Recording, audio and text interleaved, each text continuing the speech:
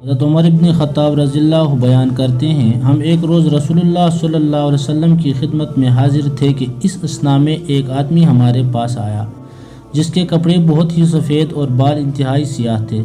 اس پر سفر کے آثار نظر آتے تھے، نہ ہم میں سے کوئی اسے جانتا تھا، حتیٰ کہ وہ دوزانو ہو کر نبی کریم صلی اللہ علیہ وسلم کے سامنے بیٹھ گیا اور اس نے اپنے دونوں ہاتھ اپنے رانوں پر رکھ لیے اور کہا، محمد صلی اللہ علیہ وسلم اسلام کے متعلق مجھے بتائیں۔ آپ صلی اللہ علیہ وسلم نے فرمایا، اسلام یہ ہے کہ تم گواہی دو کہ اللہ کے سوا کوئی معبود برحق نہیں، اور یہ کہ محمد اللہ کے رسول ہیں، نماز قائم کرو، زکوٰۃ ادا کرو، رمضان کے روزے رکھو، اور اگر استطاعت ہو تو بیت اللہ کا حج کرو۔ اس نے کہا، آپ نے سچ فرمایا، ہمیں اس سے تعجب ہوا کہ وہ آپ سے پوچھتا ہے اور آپ کی تصدیق بھی کرتا ہے۔ اس نے کہا، ایمان کے بارے میں مجھے بتائیں۔ آپ صلی اللہ علیہ وسلم نے فرمایا، یہ کہ تم اللہ پر، اس کے فرشتوں، اس کے کتابوں، اس کے رسولوں اور یوم آخرت پر ایمان لاؤ، اور تم تقدیر کے اچھا اور برا ہونے پر ایمان لاؤ۔ اس نے کہا، آپ نے سچ فرمایا۔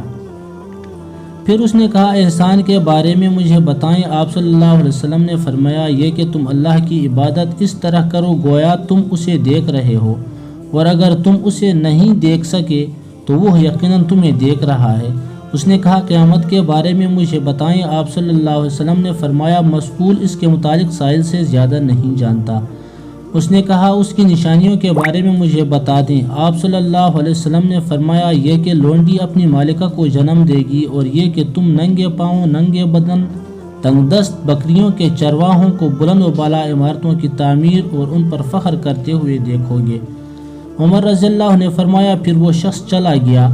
میں کچھ دیر ٹھہرا، پھر آپ صلی اللہ علیہ وسلم نے مجھ سے پوچھا، عمر کیا تم جانتے ہو سائل کون تھا؟ میں نے عرض کیا، اللہ اور اس کے رسول بہتر جانتے ہیں۔ آپ صلی اللہ علیہ وسلم نے فرمایا، وہ جبریل تھے، وہ تمہیں تمہارا دین سکھانے کے لیے تمہارے پاس تشریف لائے تھے۔ رواہ مسلم۔